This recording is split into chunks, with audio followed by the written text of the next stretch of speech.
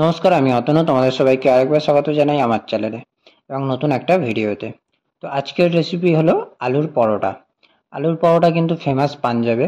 পাঞ্জাবিরা কিন্তু প্রায় সময় আলুর পরোটা, প্রায় সময় কি ওরা সমস্ত ধরনের পরোটাই খেয়ে থাকে বেশিরভাগটা, এবং খুবই হেলদি হয়।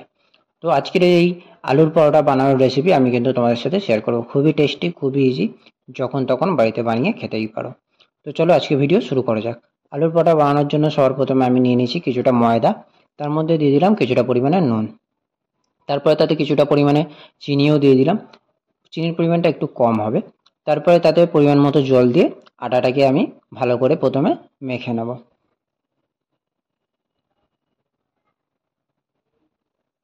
মনে রাখবেন, আটাটা কিন্তু খুব যেন পাতলা না হয়, খুব যেন সফট না হয়, মোটামুটি যেন হালকা আঙুল একটা করে টিপ যাবে এরকম এরকম অবস্থায় যেন থাকে।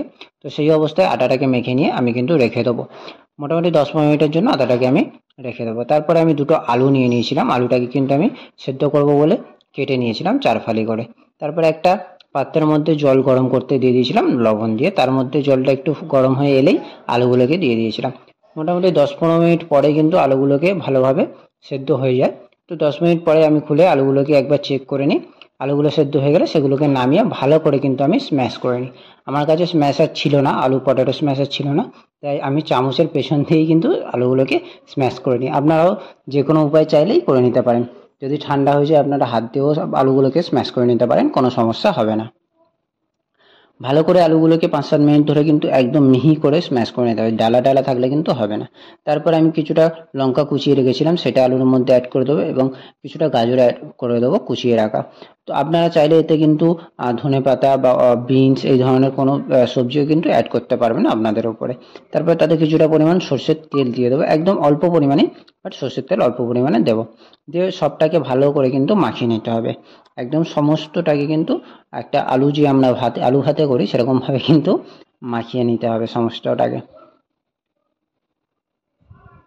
আমি এখানে সমস্ত আলু, লঙ্কা, গাজর সবটা তেলটা কিন্তু সমস্তটা ভালো করে কিন্তু মাখিয়ে নেবো। এটাও কিন্তু একটা আঠার মতো কিন্তু প্রায় অবস্থায় চলে আসবে, একদম সফট ভাব। তারপরে 10-15 মিনিট পরে যে আঠাটা আমি মাখিয়ে রেখেছিলাম সেটা কিন্তু দেখতেই পাচ্ছেন এখন একদম মোটামুটি সফট হয়ে এসেছে। সেটাকে মোটামুটি আমি গোল গোল করে লেচি কেটে নেবো। আপনারা যে কটা পরোটা করবেন সেরকম অনুযায়ী আপনারা কিন্তু লেচি বানিয়ে নিতে পারেন। খুব বেশি বড় হবে না, খুব বেশি কিন্তু ছোট হবে না লেচিগুলো, তাহলে কিন্তু পরোটা কিন্তু আলু দিলে কিন্তু ফেটে যাবে। তো সেই জন্য মিডিয়াম সাইজের লেচি আমি কেটে নিয়েছি। তার মধ্যে আলুর পুরগুলো কিন্তু আমি দিয়ে দেবো। খুব বেশিও পুর দেবো না, মিডিয়াম অল্প মোটামুটি যতটা ধরবে সেই অনুযায়ী কিন্তু আমি পুর দেবো। দিয়ে ভালো করে সেটাকে গোল গোল করে তার মধ্যে কিন্তু আমি ভরে নেবো। সমস্ত আলুর পুরগুলো কিন্তু আমি একে একে সমস্ত লেচির মধ্যে এইভাবে ভরে নেব।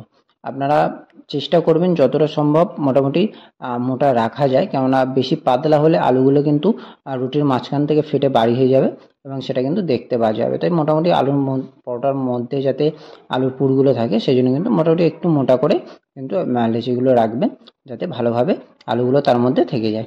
তো এইভাবে আমি একে একে সমস্ত পুরগুলো কিন্তু আলুর মধ্যে, এই পরোটার মধ্যে কিন্তু ভরে নেব। আর আপনারা যদি স্পাইসি খেতে চান তাহলে কিন্তু এখানে আপনারা লঙ্কার পরিমাণটা বেশি অবশ্যই দিতেই পারেন। আমি খুব একটা দিন, আমি মোটামুটি 3-4টে লঙ্কা দিয়েছি। আর এটা কিন্তু আলুর পরোটা কিন্তু একটু মিষ্টি মিষ্টি হয়।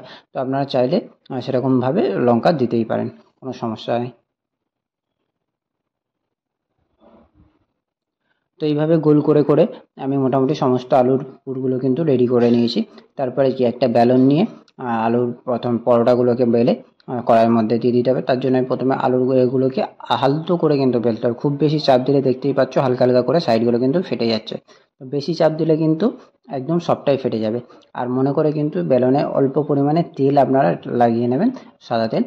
কেননা তাতে কী হবে, আলুর যে এগুলো সেগুলো কিন্তু আপনার বেলনের গায়ে লেগে যাবে না।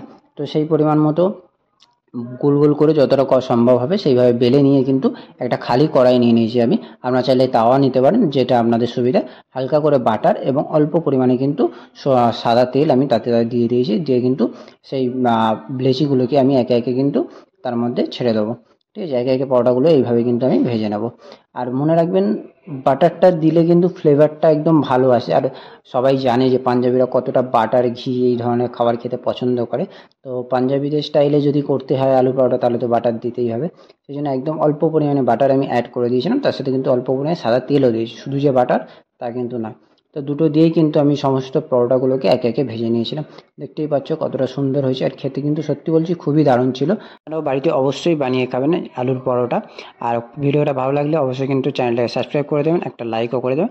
আর পরবর্তী আপনারা কী ধরনের ভিডিও চান, কী রেসিপি দেখতে চান আমার কাছ থেকে, সেটা কিন্তু অবশ্যই কমেন্ট করে বলবেন, তাহলে আমি সেই রেসিপি নিয়ে অবশ্যই আপনাদের সাথে হাজির হব। তো আজকে ভিডিও এই অবধি। ভিডিও দেখার জন্য অনেক অনেক ধন্যবাদ। Thank you.